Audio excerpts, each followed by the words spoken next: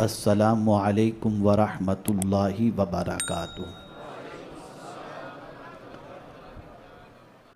میں چاہوں گا کہ مختصر سے وقت میں دنیا کے بارے میں کچھ آپ کو بتاؤں، قرآن کی روشنی میں، احادیث رسول صلی اللہ علیہ وسلم کی روشنی میں، تاکہ ہم محسوس کر سکیں کہ جس دنیا میں ہم جی رہے ہیں اس دنیا کی حقیقت اللہ کے نزدیک کیا ہے اور اللہ کے رسول صلی اللہ علیہ وسلم کے نزدیک کیا ہے۔ پروردگار جل جلالہ نے فرمایا اعلموا، جان لو،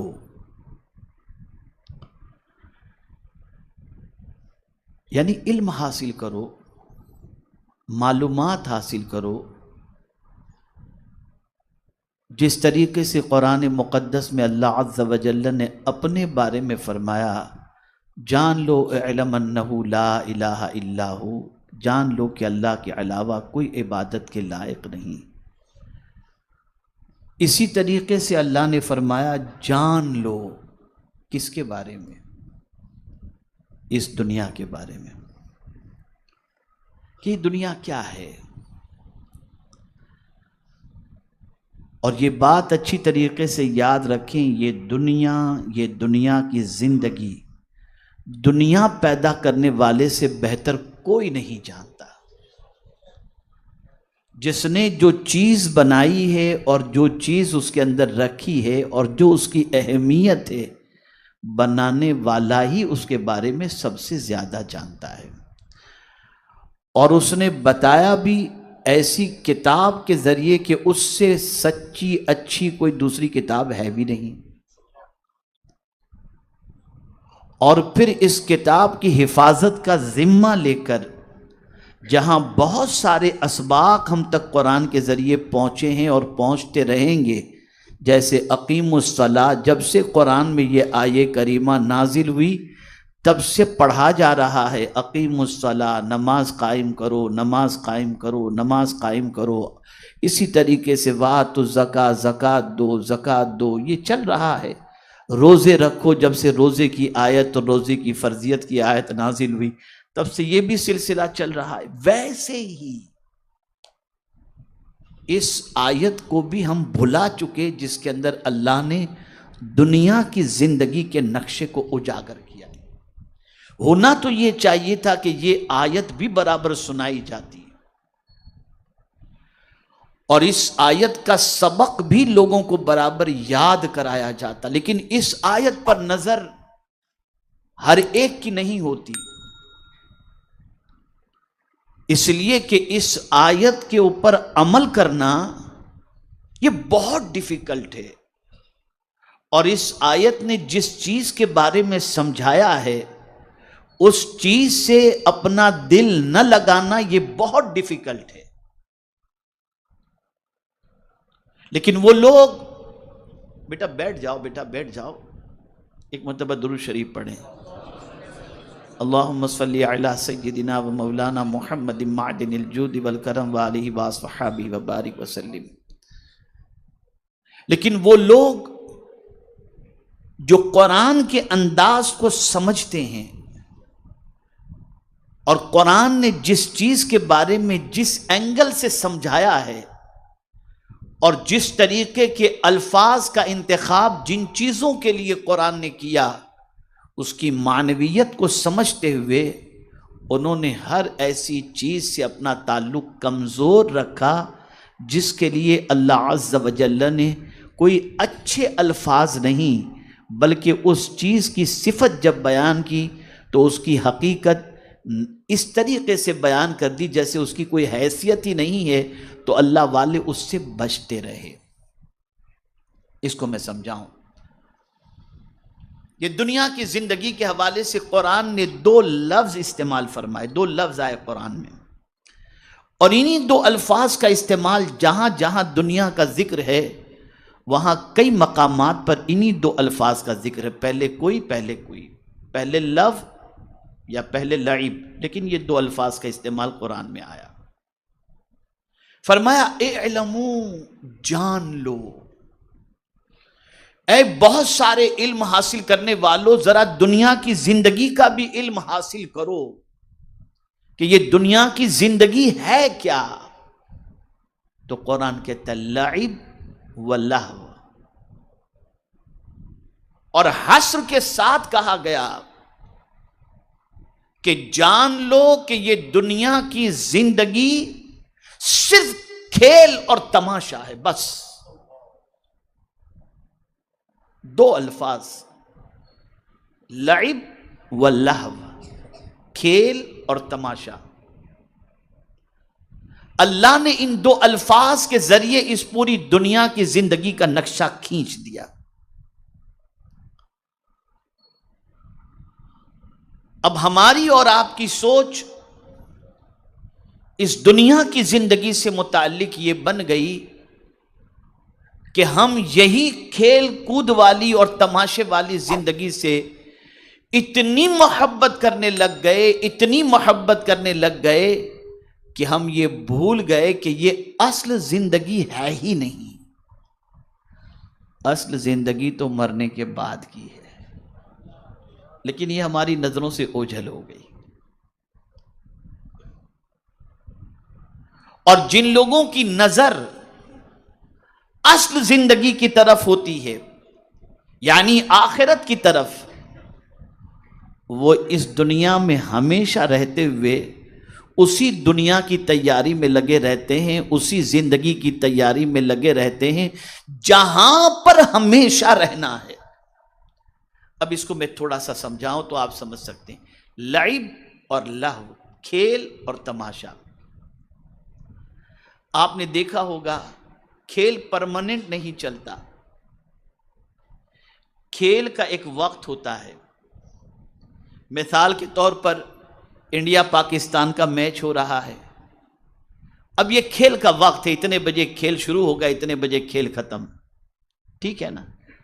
اب ہوتا کیا ہے، بہت سارے لوگ جو اسٹیڈیم میں جا کر کے کھیل دیکھتے ہیں، وہ پیسہ خرچ کرتے ہیں، سب کچھ کرتے ہیں، ٹائم اسپینڈ کرتے ہیں اور جا کر کے بیٹھ جاتے ہیں، کھیل دیکھتے ہیں۔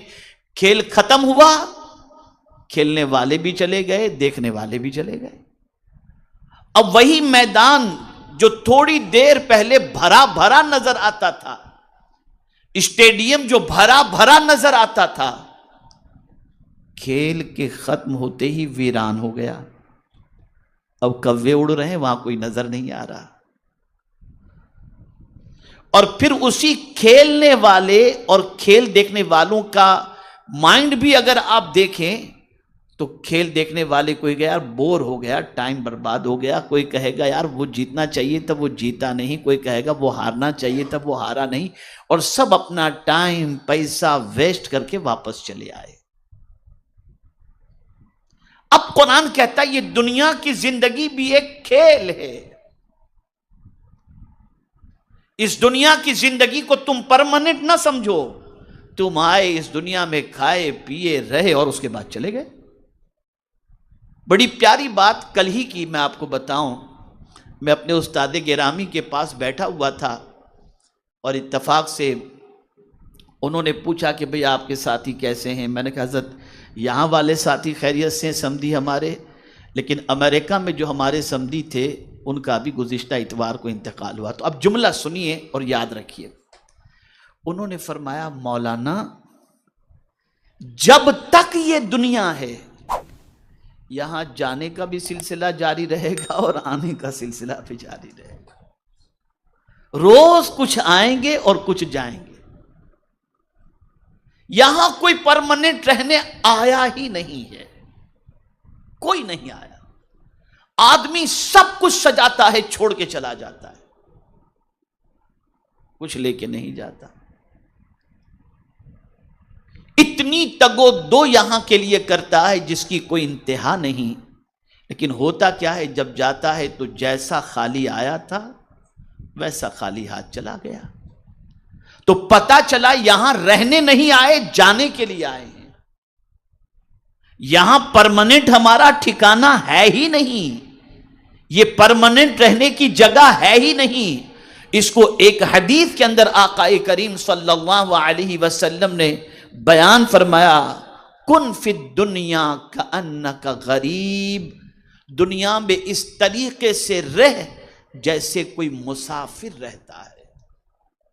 اس لیے کہ مسافر سفر کرتے ہوئے کہیں پہنچتا ہے تو مائنڈ سیٹ ہوتا ہے کہ میں یہاں پرماننٹ رہنے نہیں آیا، میرے سفر کا کام مکمل ہوگا تو میں واپس چلا جاؤں گا. اے دنیا میں رہنے والے انسان، تو بھی اس چیز کو اپنے ذہن میں محفوظ کر لے کہ تو یہاں پرماننٹ رہنے کے لیے نہیں آیا، ایک مسافر کی حیثیت سے ہے، اور تیرا سفر جب ختم ہوگا تو تو پلٹ کر اپنے گھر کی طرف چلا جائے گا. میرے پیارے آقا صلی اللہ تعالی علیہ وسلم کے پیارے دیوانوں، جن لوگوں کے ذہن کے اندر قرآن مقدس کی یہ آیے کریمہ ہوتی ہے، وہ ہمیشہ اس چیز کی فکر میں رہتے ہیں، جیسا کہ حضرت عبداللہ ابن عمر رضی اللہ تعالی عنہما نے فرمایا. ارشاد فرماتے ہیں، جب تو صبح کر، اذا اصبحت، جب تو صبح کر تو یہ فکر کر اور یہ غور کر، ہو سکتا ہے شام تجھے نصیب ہو یا نہ ہو.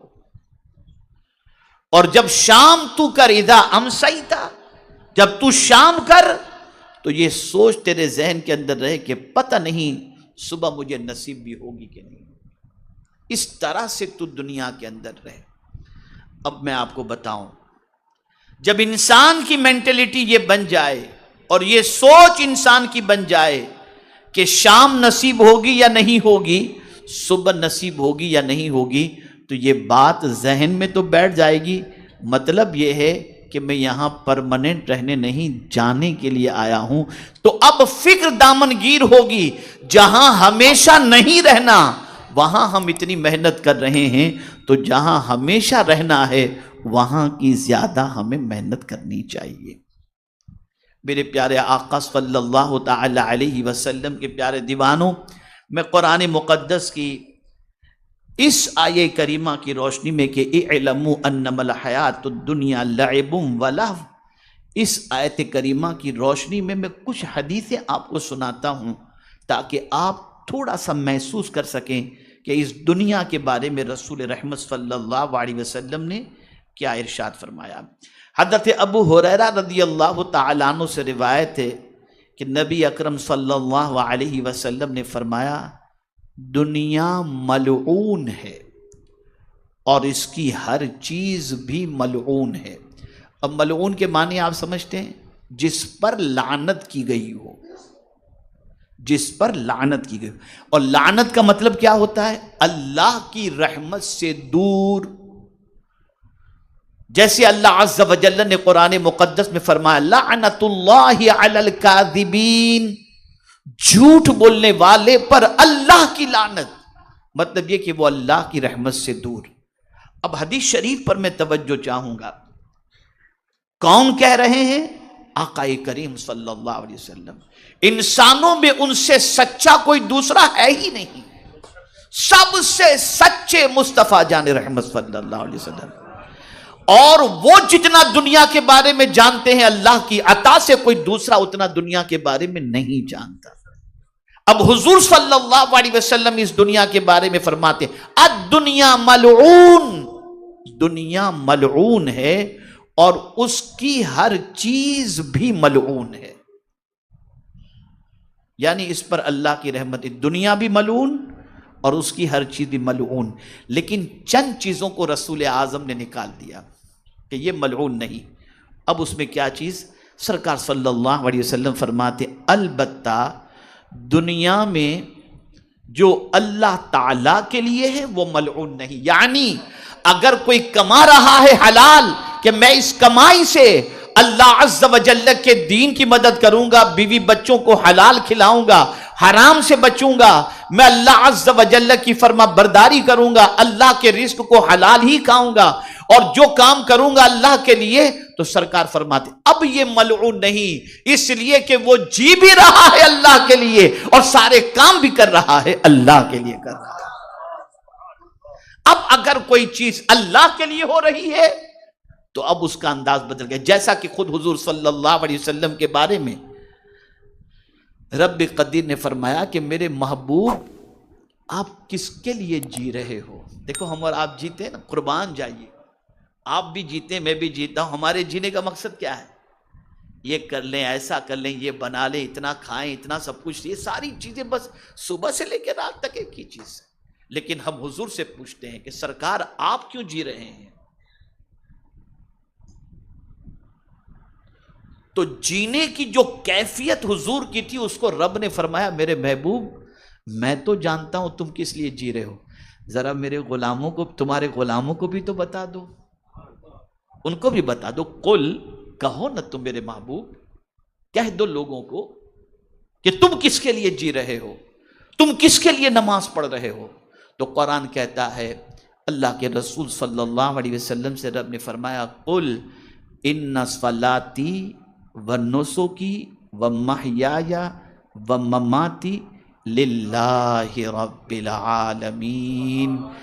میرے محبوب کہہ دو میری نماز بھی اللہ کے لیے، میری قربانی بھی اللہ کے لیے، میرا جینا بھی اللہ کے لیے، اور میرا مرنا بھی اللہ کے لیے۔ یہ حضور کی کیفیت۔ تو اگر کوئی چیز اللہ کے لیے ہے وہ ملعون نہیں، وہ ملعون نہیں۔ میرے پیارے آقا صلی اللہ تعالی علیہ وسلم کے پیارے دیوانوں، اسی لیے حدیث مبارکہ کے اندر سب سے پہلی حدیث جو رکھی گئی بخاری شریف کے اندر وہ انما الاعمال بالنیات ولکل امرئ ما نوی، عمل کا دار و مدار نیت پر ہے۔ اگر اللہ کی رضا کے لیے تم کچھ کر رہے ہو تو پھر یہ ملعون نہیں ہے، اللہ اس چیز کو قبول فرماتا ہے، اس میں برکت عطا فرماتا ہے۔ میں اس کو صرف ایک ایگزامپل کے ذریعے سمجھاؤں۔ آپ دیکھیے خنزیر کے بچے جو پیدا ہوتے ہیں 6 پیدا ہوتے ہیں، 4 پیدا ہوتے ہیں، بکری کا کبھی 1 بچہ پیدا ہوا، 2 بچے پیدا ہوئے۔ لیکن اب آپ دیکھیں کہ خنزیر ذبح نہیں کیا جاتا، بہت کم لوگ جو کھاتے ہوں گے خنزیر۔ اور یہ بھی میں آپ کو بتاؤں خنزیر کا گوشت حرام کیوں ہے جانتے ہیں آپ؟ شاید آپ نہ جانتے ہو خنزیر کا گوشت کیوں حرام ہے۔ وجہ یہ ہے کہ قوم لوط یعنی لڑکے جو بدکاری کرتے ہیں نا، یہ قوم لوط کی پوزیشن تھی۔ آدمی بدکاری کرتے تھے، عورتیں بدکاری کرتی تھی۔ اگر کسی جانور کے اندر یہ عادت ہے تو یہ خنزیر کے اندر عادت ہے، اس لیے اس کو نہ کھاؤ ورنہ یہ عادت تمہارے اندر پیدا ہوگی۔ تو اب خنزیر اتنا ذبح نہیں کیا جاتا، اتنی کوانٹٹی میں اس کے بچے پیدا ہوتے ہیں، لیکن کہیں نظر آتا ہے۔ لیکن یا اللہ تیرے نام پر جو بکری ذبح ہوتے ہیں تو اس کی برکتوں کا عالم یہ ہے کہ ہر بقرعید میں ہزاروں نہیں لاکھوں کروڑوں جمع ہوتے ہیں، لیکن آج تک کبھی کمی واقع نہیں ہوئی، اس لیے کہ یہ ذبح ہونے والے تیرے نام پر ذبح ہوتے ہیں، تو اس کے اندر برکتیں عطا فرما دیتا ہے۔ میرے پیارے آقا صلی اللہ تعالی علیہ وسلم کے پیارے دیوان، اللہ کے لیے اگر کوئی چیز ہوتی ہے تو اللہ اس میں برکت عطا فرماتا ہے۔ اب آگے سنیے، حضرت عبداللہ ابن مسور ہاشمی رضی اللہ تعالیٰ عنہ سے روایت ہے کہ رسول کریم صلی اللہ علیہ وسلم نے ارشاد فرمایا۔ دیکھیے یاد رکھیے، جب کبھی حضور کا کوئی فرمان سنایا جائے تو کان لگا کر الرٹ ہو کر کے ایک دم بالکل سنیں کہ حضور فرما رہے ہیں۔ قرآن نے اس کے بارے میں کہا یا ایھا الذین آمنوا لا تقولوا راعنا وقولوا انظرنا واسمعوا، غور سے سنو جب حضور کی بات تمہیں کچھ سنائی جائے تو ادھر ادھر توجہ نہ رکھو، اپنی باتوں میں نہ لگ جاؤ، اس لیے کہ یہ وہ رسول کی بات ہے جس کی بات خدا بھی سنتا ہے۔ اس لیے جب حضور کی بات سنائی جائے تو غور سے سنو، اور حضور جب فرمائے تو اس پر دماغ بھی لگاؤ، اور حضور کے فرمان پر یقین بھی رکھو۔ تو اب دیکھیے حضور صلی اللہ علیہ وسلم کیا فرماتے ہیں۔ حضرت عبداللہ رضی اللہ تعالیٰ عنہ سے روایت ہے کہ رسول کریم صلی اللہ علیہ وسلم نے ارشاد فرمایا، اس بندے پر انتہائی تعجب ہے، یعنی سرکار صلی اللہ علیہ وسلم حیرت کا اظہار فرماتے ہیں، اس بندے پر بہت تعجب ہے۔ کس بندے پر؟ اب سنیے، جو آخرت کے گھر کی تصدیق کرتا ہے، یعنی وہ جانتا ہے کہ مرنے کے بعد مجھے خدا کی بارگاہ میں حاضر ہونا ہے، اور صحیح گھر تو آخرت ہی کا گھر ہے، اس کا یقین بھی رکھتا ہے، مرنے پر بھی یقین، مرنے کے بعد اٹھائے جانے پر بھی یقین، جنت پر بھی یقین، آخرت پر بھی یقین۔ اب حضور کیا فرماتے؟ اس بندے پر انتہائی تعجب ہے جو آخرت کے گھر کی تصدیق کرتا ہے لیکن وہ دھوکے والے گھر کے لیے کوشش کرتا ہے۔ یعنی یہ دنیا جو دھوکے کی جگہ ہے، وہ جانتا ہے کہ آخرت اس کا گھر ہے لیکن اس کے لیے کوشش نہیں کرتا، یہ فنا ہونے والی دنیا کے لیے کوشش کرتا ہے، وہاں کے لیے کچھ نہیں کرتا، اور تصدیق کرتا ہے آخرت کا گھر بالکل صحیح ہے۔ مجھے یہاں پر ایک بزرگ کا واقعہ یاد آ رہا ہے۔ ایک صاحب نے بڑا خوبصورت بنگلو بنایا، بڑے اچھے کارپیٹ لگائے، بڑا اچھا ڈیکوریشن کیا، بڑا اچھا فرنیچر لگایا، سب کچھ کیا۔ تو عمومی طور پر ہوتا ہے کہ آدمی جب اچھا کوئی گھر مکان وغیرہ بنا لے تو اللہ والوں کو بلاتا ہے کہ حضور آپ آ کر دعا کر دیں۔ تو کافی لوگ آئے، آ کر کے سب دیکھیے، تعریف کیا، کلر کی میچنگ کتنی اچھی ہے، فرنیچر کتنا لاجواب ہے، کپبورڈ کتنا اچھا ہے، اور کارٹن کتنا اچھا ہے، یہ وہ سب کچھ کیا۔ اللہ والے کو جب بلایا وہ تشریف لائے، بس دیکھا انہوں نے اور مسکرائے، اور مسکرا کر صرف اتنا فرمایا جو اس گھر میں رہے گا وہ مر جائے گا، جو اس گھر میں رہے گا وہ مر جائے گا۔ اب جس کا گھر تھا اس نے سنا تو اسے ٹینشن نہیں ہوا، پڑھا لکھا تھا، بیپاری تھا، تو کہتا ہے حضور اگر میرے گھر میں رہنے والا مر جائے گا تو فلیٹ میں رہنے والا بھی مرنے والا ہے، جھوپڑے میں رہنے والا بھی مرنے والا ہے، کوئی آب حیات پی کر تو نہیں آیا؟ کوئی ایسا بھی گھر ہے جہاں آدمی مرے نہیں؟ بھئی جھوپڑے میں جو رہتا ہے کیا وہ نہیں مرے گا؟ وہ وہاں بھی مرے گا۔ فلیٹ میں رہنے والا نہیں مرے گا، وہاں بھی مرے گا۔ تو حضور آپ جو کہہ رہے ہیں کہ جو اس گھر میں رہے گا مرے گا، تو کیا کوئی گھر ایسا بھی ہے جہاں کوئی نہ مرے؟ کہا بیٹا میں یہی تو چاہتا تھا کہ تو سوال مجھ سے پوچھ تاکہ اس گھر کا پتہ بتاؤں، تاکہ میں تجھے اس گھر کا پتہ بتاؤں۔ کہا حضور وہ کون سا گھر ہے؟ کہا وہ آخرت کا گھر ہے۔ وَأَنَّ الدَّارَ الْآخِرَةَ لَهِيَ الْحَيَوَانِ، آخرت کا گھر وہ گھر ہے جہاں موت ہے ہی نہیں، زندگی ہی زندگی ہے، زندگی ہی زندگی۔ اب میں آپ سے پوچھنا چاہتا ہوں، ٹیمپرری لائف کو انجوائے کرنے کے لیے، اور وہ بھی کتنا انجوائے کر سکیں گے یہ بھی نہیں معلوم۔ بہت سارے تو ایسے ہوتے ہیں جو گھر بناتے قدم رکھنے سے پہلے دنیا سے چلے جاتے ہیں، نہیں معلوم۔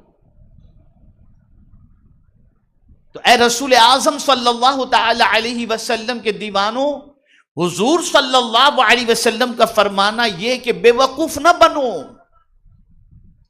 اللہ نے دماغ دیا ہے تھوڑا سا استعمال کرو، پرماننٹ گھر تمہارا جہاں ہے وہاں کی تیاری کرو، جہاں مستقل رہنا ہے وہاں کے بارے میں غور کرو۔ تمہاری ساری تگو دو صبح سے لے کر رات اور رات سے لے کر صبح تک اسی دنیا کے لیے ہو رہی ہے، آخرت کے لیے بھی تو کچھ کرو، آخرت کے لیے بھی تو کچھ کرو۔ اور یہاں ایک بڑی پیاری بات میں آپ کی سماعتوں کے حوالے کروں، ہم کبھی کبھی دنیا میں بھی کچھ کرتے ہیں نا اچھا کام، تو اس کا رزلٹ بھی دنیا ہی میں چاہتے ہیں، یہ بے وقوفی ہماری۔ اب اس کو ایگزامپل کے ذریعے سمجھاؤں کہ یار چلو اللہ کے نام پہ 1 دے دو 10 مل جائے گا، ہم دنیا میں ہی چاہتے ہیں۔ میں تو بہت سارے ایسے لوگوں کو بھی جانتا ہوں جو کہتے ہیں کہ یار 5 دن کی تکلیف سے گناہ معاف ہوتے ہیں اور مال میں برکت ہوتی ہو تو 5 دن میدان عرفات اور مینا کی تکلیف برداشت کر لینا چاہیے، مال بھی ملے گا اور گناہ بھی معاف ہو جائیں گے۔ اس لیے کہ حضور نے فرمایا حج کرو اور مالدار ہو جاؤ، وہاں بھی دنیا، یعنی حج کر کے بھی دنیا، نماز پڑھ کر کے بھی دنیا، زکوٰۃ و صدقات کے عوض میں بھی دنیا، نیکی کا بدلہ دنیا ہی میں چاہتے ہیں۔ لیکن اللہ والوں کی سوچ بڑی عجیب ہوتی ہے، بڑی عجیب ہوتی ہے۔ ایک اللہ والے ولی کامل امتحان میں گرفتار ہوئے، سخت تکلیف آئی ان پر، اتنی تکلیف کہ جو برداشت کے باہر تھی، اور آتی ہے تکلیف، جتنا ایمان مضبوط ہوگا تکلیفیں اتنی زیادہ آئیں گی. یہ علامت ہے. خود حضور صلی اللہ علیہ وسلم نے ارشاد فرمایا کہ سب سے زیادہ دین کے راستے میں میں ستایا گیا، اور جو بھی اس راستے پر چلے گا وہ ستایا جائے گا. تو اس راستے میں ہے. تو امتحان ہوا، اور سخت امتحان، اتنا امتحان کہ وہ اللہ کے ولی ایک دم پریشان ہو گئے.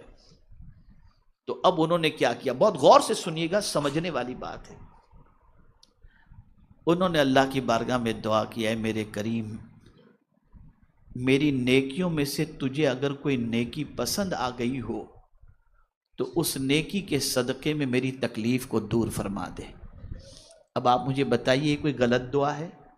جواب دیجئے نا، میں تھوڑا سمجھانا چاہتا ہوں. کوئی غلط دعا ہے؟ نہیں. دعا کی انہوں نے، کچھ دیر کے بعد ان کی تکلیف دور ہو گئی، ایک دم ریلیکس. سب لوگوں نے ان کو مبارکباد پیش کی، حضور اللہ کا شکر، پریشانی دور ہو گئی، اللہ نے آپ کی دعا قبول کر لی. لیکن وہ رونے لگے.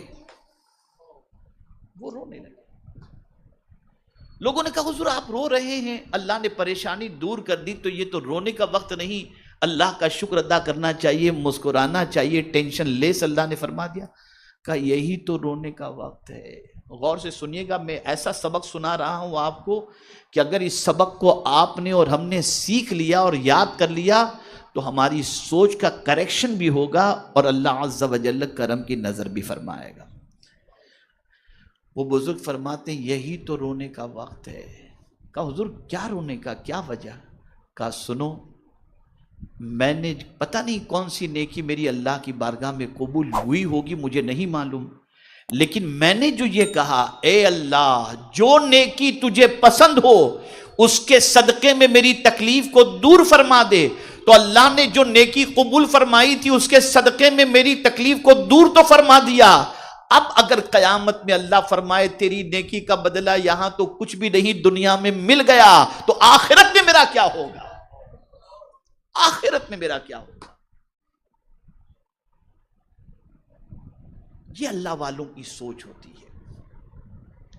ہم سب کچھ اسی دنیا میں چاہتے ہیں اور اسی دنیا کے لیے چاہتے ہیں، ہماری نظر آخرت سے اوجھل ہو گئی. یہ کھیل تماشے کی زندگی ہے، بڑے بڑے آئے چلے گئے، دنیا میں کوئی باقی رہنے والا نہیں، سب جانے والے ہیں. اور آنے اور جانے کی سچویشن سملر، ایک دم سملر. آیا تب بھی غسل کرنے کی طاقت نہیں، کوئی اسے نہلاتا ہے، اور گیا تب بھی غسل کرنے کی طاقت نہیں، کوئی دوسرا اسے نہلاتا ہے. آتے وقت بھی نہلایا گیا اور جاتے وقت بھی نہلایا گیا.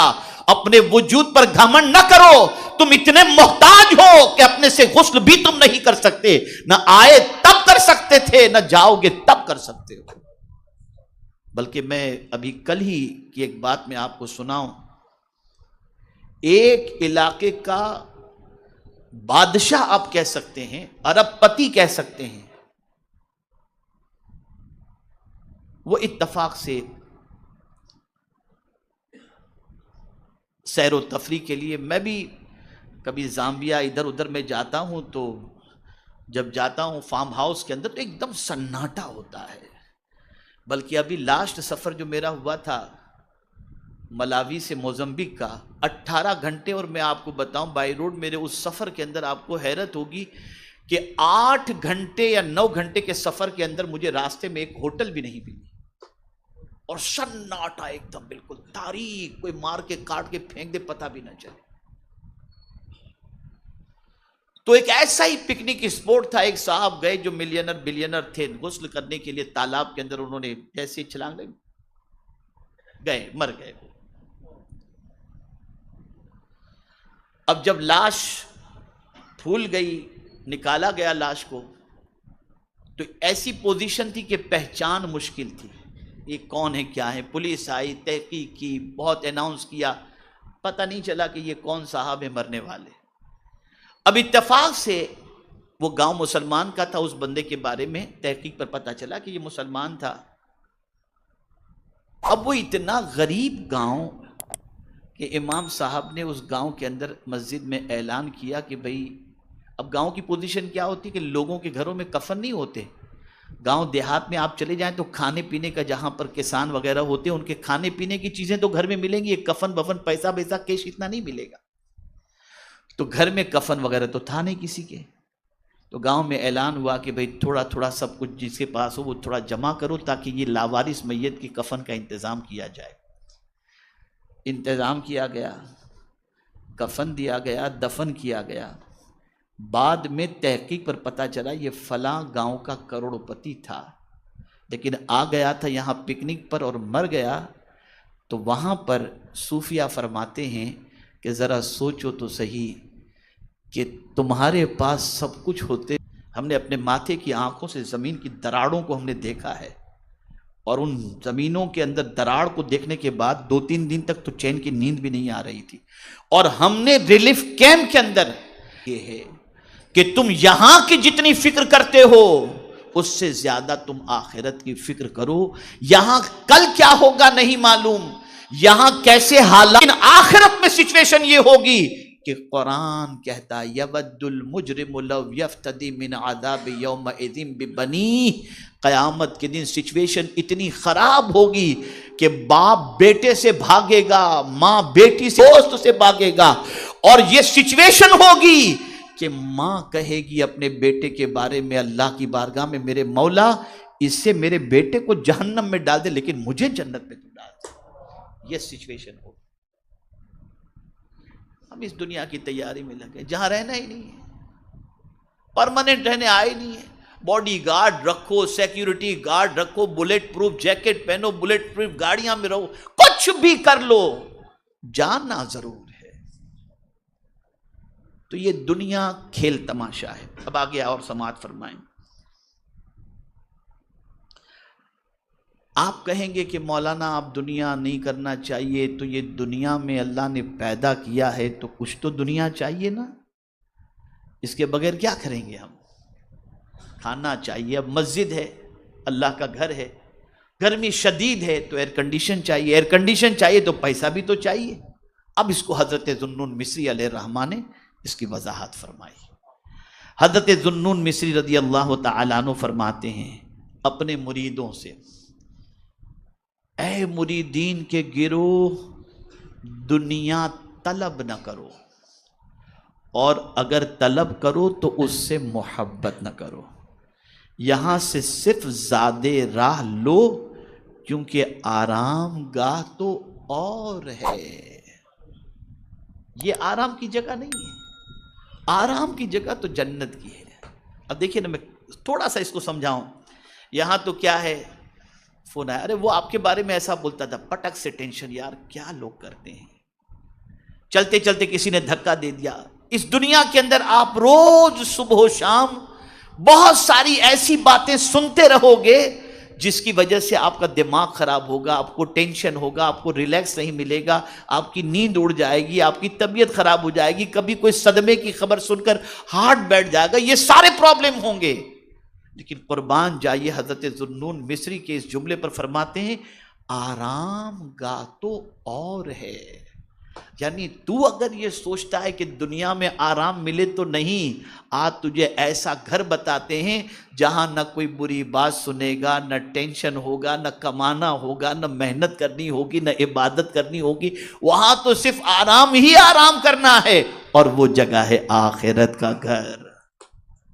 میرے پیارے آقا صلی اللہ تعالی علیہ وسلم کے پیارے دیوانوں، یہ مختصر میں نے آپ کو قرآن مقدس کی روشنی میں اور احادیث رسول صلی اللہ علیہ وسلم کی روشنی میں کچھ باتیں میں نے آپ کی سماعتوں کے حوالے کی. اب تھوڑا سا اور جو ہے نا اس کو سمجھ لیں کہ اس دنیا کے حوالے سے یہ بھی ذہن میں رکھنا چاہیے کہ دنیا کے حوالے سے سرکار صلی اللہ علیہ وسلم نے فرمایا کہ جو کچھ اس دنیا میں ہے سب ملعون ہے مگر یہ کہ اللہ کے لیے اگر کوئی چیز ہے. ایک اور حدیث شریف میں حضور صلی اللہ علیہ وسلم نے فرمایا کہ جو کچھ دنیا میں ہے سب ملعون مگر اللہ کا ذکر. اسی کے ساتھ قربان جائیے اللہ کا ذکر جو اللہ کا ذکر کرتا ہے اللہ اس پر اپنی رحمتوں کو نازل فرماتا ہے، جو اللہ کو یاد کرتا ہے اللہ اس پر کرم کی نظر فرماتا ہے، جو اللہ کی عبادت کرتا ہے اللہ عز و جل اس پر فضل و کرم کی نظر فرماتا ہے۔ اور میرے پیارے آقا صلی اللہ تعالی علیہ وسلم کے پیارے دیوانوں، اسی کے ساتھ حضور صلی اللہ علیہ وسلم نے اور دو چیزوں کا ذکر فرمایا کہ وہ ملعون نہیں، ایک اللہ کا ذکر اور دوسرا سرکار صلی اللہ علیہ وسلم فرماتے ہیں متعلم او معلم، علم حاصل کرنے والا، اور سرکار صلی اللہ علیہ وسلم فرماتے ہیں کہ علم سکھانے والا، یہ دونوں ایسے ہیں کہ ان پر اللہ کی رحمتوں کا نزول ہوا کرتا ہے، جیسا کہ حدیث شریف میں اللہ اکبر آقا کریم صلی اللہ علیہ وسلم فرماتے ہیں کہ طالب علم جب گھر سے نکلتا ہے تو اس کی اتنی عظمت ہے کہ سرکار فرماتے ہیں کہ معصوم فرشتے اس کے لیے اپنے پروں کو بچھا دیتے ہیں۔ اسی طریقے سے عالم کا مقام سرکار صلی اللہ علیہ وسلم نے فرمایا العلماء ورثۃ الانبیاء، علماء انبیاء کے وارث ہیں۔ اب آئیے ایک اور آیت کو تھوڑا سا سمجھا دوں تاکہ آپ دنیا کے حوالے سے مختصر سمجھ سکیں، حالانکہ اتنا تفصیلی ٹاپک ہے کہ باقاعدہ اس کا کورس کرایا جا سکتا ہے دنیا کے بارے میں، ایک ہفتے تک روزانہ 1 گھنٹہ آپ کو دنیا کے بارے میں سمجھایا جا سکتا ہے تاکہ آپ دنیا کی حقیقت کو تھوڑا سا سمجھ سکیں۔ اب ایک آیت میں آپ کی سماعتوں کے حوالے کرتا ہوں۔ وَمَا كَانَ لِنَفْسٍ أَن تَمُوتَ إِلَّا بِإِذْنِ اللَّهِ كِتَابًا مُؤَجَّلًا وَمَن يُرِدْ ثَوَابَ الدُّنْيَا نُؤْتِهِ مِنْهَا وَمَن يُرِدْ ثَوَابَ الْآخِرَةِ نُؤْتِهِ مِنْهَا وَسَنَجْزِي الشَّاكِرِينَ۔ اللہ فرماتا ہے کہ جان لو اللہ کی حکم کے بغیر موت نہیں آ سکتی، اللہ کے حکم کے بغیر نہیں آئے گی۔ یہاں ایک چیز اور عرض کر دوں، اگر کوئی مارنا چاہے اور اللہ زندگی دینا چاہے تو ہوگا وہی جو اللہ چاہتا ہے، اور اگر کوئی بچانا چاہے اور مولا مارنا چاہے ہوگا وہی جو اللہ چاہتا ہے۔ اور موت کے حوالے سے ہمیشہ اس چیز کو ذہن کے اندر رکھیں کہ اللہ عز و جل نے یہ اپنے دست قدرت میں رکھا ہے، عزت، ذلت، روزی، زندگی، موت، یہ سب کچھ اس کے دست قدرت میں ہے۔ وہ جب چاہتا ہے بندے کو پیدا فرماتا ہے اور جب چاہتا ہے بندے کو اپنی بارگاہ میں بلا لیتا ہے۔ تو موت اللہ کی اجازت کے بغیر نہیں آتی۔ اب یہاں ایک انبیاء کی شان بتا دوں، انبیاء کی شان، نہ آپ کی روح قبض کرنے سے پہلے فرشتہ آپ سے پوچھے گا، نہ میری روح قبض کرنے سے پہلے فرشتہ مجھ سے پوچھے گا کہ بھئی جانا چاہتے ہو کہ رہنا چاہتے ہو، نہیں پوچھے گا، نہیں پوچھے گا۔ جب وقت آیا ہماری روح پرواز کر جائے گی، ہم چلے جائیں گے، موت کا فرشتہ آئے گا روح قبض کر کے چلا جائے گا۔ لیکن آپ کو معلوم ہے روح قبض کرنے سے پہلے فرشتہ کیا کرتا ہے، کہاں کہاں سے آتے ہیں، کون کون سے فرشتے آتے ہیں، بتاؤں گا تو آپ کی عقل دنگ رہ جائے گی۔ جو بندہ موت کے قریب پہنچ جاتا ہے تو دائیں جانب سے سب سے پہلے روزی کا فرشتہ آتا ہے، رزق کا، اور آ کر کے اس بندے سے کہتا ہے اے بندے میں نے پوری دنیا کا چکر لگا لیا اور تیرے حصے کی روزی میں نے تلاش کی کہ ہے کہیں، تو تیرے حصے کی روزی ختم ہو چکی ہے، اب تیرے حصے کی روزی دنیا کے اندر نہیں ہے۔ پھر وہ چلا جاتا ہے، دوسرا فرشتہ آتا ہے اور دوسرا فرشتہ آ کر کے کہتا ہے میں نے پوری دنیا کا چکر لگایا کہ تیرے حصے کا پانی کہیں ہو تو میں تجھے پیش کروں، لیکن میں نے پوری دنیا کا چکر لگا لیا، تیرے حصے کا پانی کا ایک قطرہ بھی اب دنیا کے اندر نہیں ہے۔ اس طرح سے فرشتے پوری دنیا میں رزق ڈھونڈتے ہیں، پانی ڈھونڈتے ہیں، اور جب کہیں نہیں ملتا پھر آخر میں روح قبض کرنے والا فرشتہ آ کر کے کہتا ہے کہ اب تیری زندگی کی آخری سانس بھی ختم، اب چل خدا کی بارگاہ کے اندر۔ یہاں سے یہ بات سمجھ میں آئی، انسان جب تک کہ اپنے حصے کی روزی نہیں مکمل کرے گا اسے موت واقع نہیں ہوگی۔ اور مجھے یہاں پر غوث پاک کا ایک قول یاد آ رہا ہے، سیدنا غوث الثقلین رضی اللہ المولا تبارک و تعالیٰ عنہ فرماتے ہیں، اے روزی کے لیے در در بھٹکنے والے، تو جتنا روزی تلاش نہیں کرتا اس سے زیادہ روزی تجھے تلاش کر رہی ہے، تجھے تلاش کر اس سے زیادہ روزی، اس لیے کہ تو روزی لیے بغیر مر ہی نہیں سکتا۔ تیرے حصے کی روزی جب تک تیرے پاس پہنچے گی نہیں، تو پا نہیں لے گا، تب تک تو مرے گا ہی نہیں۔ تو اب قرآن کہتا ہے وَمَا كَانَ لِنَفْسٍ أَن تَمُوتَ إِلَّا بِإِذْنِ اللَّهِ كِتَابًا مُؤَجَّلًا، اللہ نے ایک وقت مقرر کر دیا ہے۔ اب غور سے سنیے گا، وَمَن يُرِدْ ثَوَابَ الدُّنْيَا نُؤْتِهِ مِنْهَا، اور جو شخص دنیاوی بدلہ چاہتا ہے تو ہم اسے اس میں سے دے دیتے ہیں۔ یعنی اگر کوئی چاہے میری نیکی کا صلہ دنیا میں مل جائے، میرے یہ کام کا صلہ دنیا میں مل جائے، میرے کام کا یہ بدلہ دنیا میں مل جائے، تو اللہ اسے دنیا میں دے دیتا ہے۔ اس لیے کسی کی محنت وہ رائے گا نہیں فرماتا، جہاں کا مانگو وہاں کا مل جائے گا۔ اور اسی طریقے سے قرآن کہتا ہے وَمَن يُرِدْ ثَوَابَ الْآخِرَةِ نُؤْتِهِ مِنْهَا، اور جو اخروی ثواب چاہتا ہے تو ہم اسے اس میں سے دے دیتے ہیں، کہ ٹھیک ہے بھئی تم آخرت کا چاہتے ہو تو ہم آخرت میں سے دے دیتے ہیں۔ وَسَنَجْزِي الشَّاكِرِينَ، اور ہم ان قریب شکر کرنے والوں کو اچھا بدلہ دیں گے۔ اب شکر سے مراد کیا ہے اس کو ذہن میں رکھیے۔ ایک تو یہ ہے کہ نعمت ملی اور الحمدللہ کہا آپ نے، یہ شکر ہوا۔ نعمت ملی، سجدے میں چلے گئے، سجدے میں چلے گئے، اللہ کا شکر آپ نے ادا کیا۔ ایک شکر کی تعریف لوگ جانتے ہی نہیں اور اس پر توجہ ہی نہیں دیتے۔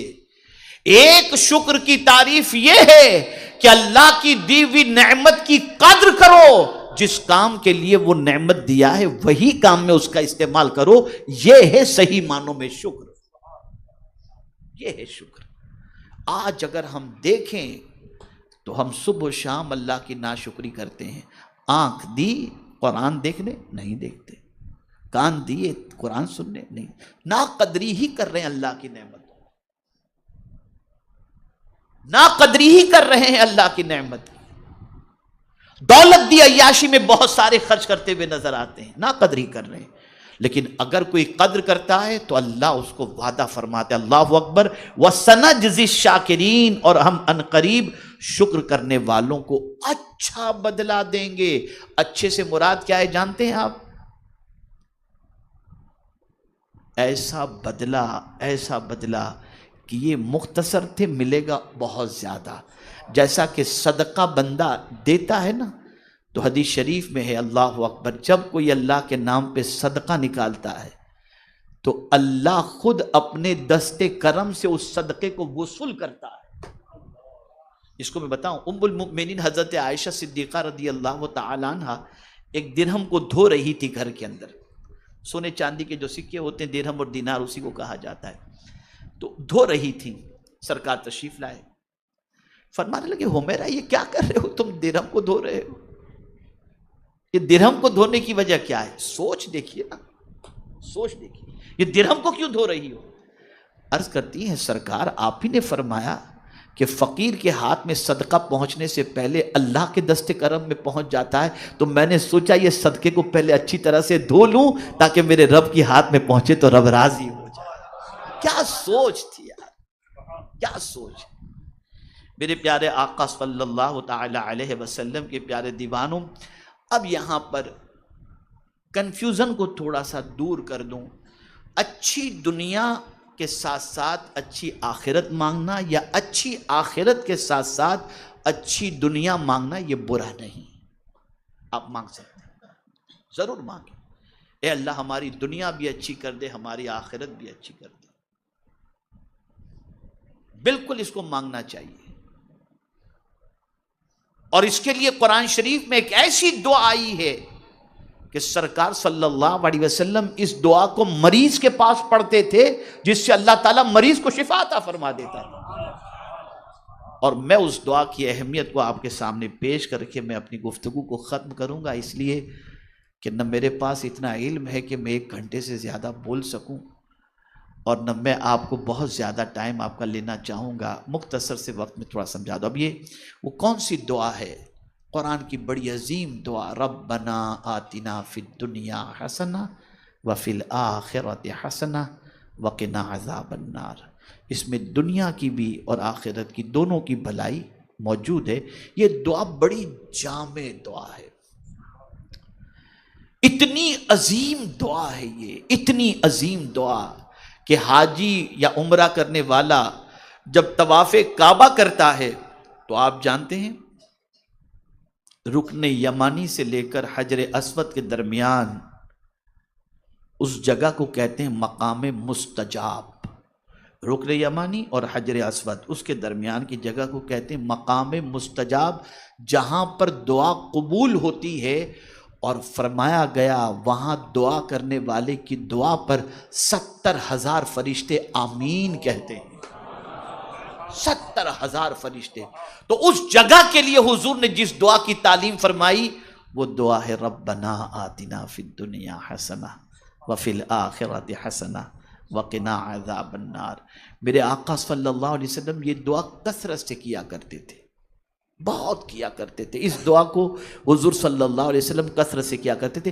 ہمارے کچھ لوگ ہیں جن کے پاس دعا کے لیے بھی ٹائم نہیں ہوتا اور وہ جلدی جلدی جانا چاہتے ہیں۔ اگر کسی وجہ سے جلدی جا رہے ہیں اور دعا کا ٹائم نہیں تو پھر آپ جو ہے کسی وجہ سے اور کسی مجبوری کی وجہ سے تو بس یہ دعا بھی صرف آپ کر لیں گے نا تو یہ ایک جامع دعا ہو جائے گی۔ لیکن کوشش کریں باقی دعائیں بھی جو موجود ہیں وہ بھی کریں اور اسے بھی ضرور کریں۔ حضرت سیدنا عبداللہ ابن سائب رضی اللہ تعالیٰ عنہ سے مروی ہے کہ رسول کریم صلی اللہ علیہ وسلم رکن یمانی اور حجر اسود کے درمیان یہ دعا کیا کرتے۔ سیدنا انس ابن مالک رضی اللہ تعالیٰ عنہ سے مروی ہے کہ حضور صلی اللہ علیہ وسلم ایک مریض کی عیادت کی جو سوکھ کر کانٹا ہو گیا تھا، یعنی ایسا بیمار تھا کہ سوکھ کر کے کانٹا ہو گیا تھا۔ حضور صلی اللہ علیہ وسلم نے اس سے یہی دعا کرنے کی نصیحت کی، یعنی مریض سے کہا کہ اب تو یہ دعا کر ربنا آتنا فی الدنیا حسنہ وفی الآخرۃ حسنہ۔ اللہ اکبر۔ حضرت انس فرماتے ہیں کہ جیسے ہی اس نے یہ دعا کی اللہ تعالیٰ نے اس کی ساری بیماری دور کر دی۔ میرے پیارے آقا صلی اللہ تعالی علیہ وسلم کے پیارے دیوانوں، بس کہنے کا مقصد یہ ہے کہ سب کچھ یہاں کے لیے نہ کرو، وہاں کے لیے بھی کرو جہاں ہمیشہ رہنا ہے۔ یہ کھیل تماشا ہے۔ کبھی کبھی ہم دیکھتے ہیں، آج بھی ہمارے بہت سارے ساتھیوں کو میں نے دیکھا یہاں پر آتے وقت، تو کبھی کبھی میں سوچتا ہوں کہ ہم جب یہاں آتے تھے ایک زمانے میں سب کی کالی داڑھی ہوتی تھی، سب چھوٹے ہوتے تھے۔ آج دیکھیں تو ان کے خود قاری رضوان کو دیکھیں، مجھے یاد نہیں کہ ان کا نکاح میں نے پڑھایا تھا، لیکن اتنا ضرور مجھے معلوم ہے کہ ان کے نکاح میں شریک ہوا تھا، لیکن اب ان کے بیٹے کا نکاح میں نے پڑھایا۔ آپ سوچئے کہ کتنی تیزی کے ساتھ زندگی کٹ رہی ہے، اور صرف آج آپ کو گھر جا کر کے ایک ہی چیز سوچنا ہے کہ ہم نے آخرت کے لیے کیا کیا ہے۔ بس اگر نیکی بھی ہم نے کی تو اس کا بدلہ دنیا کے لیے ہم نے کیا یا آخرت کے لیے، بس یہ سوچنا ہے۔ اور یہی میں آج درس دینے کے لیے آپ کے یہاں حاضر آیا ہوں۔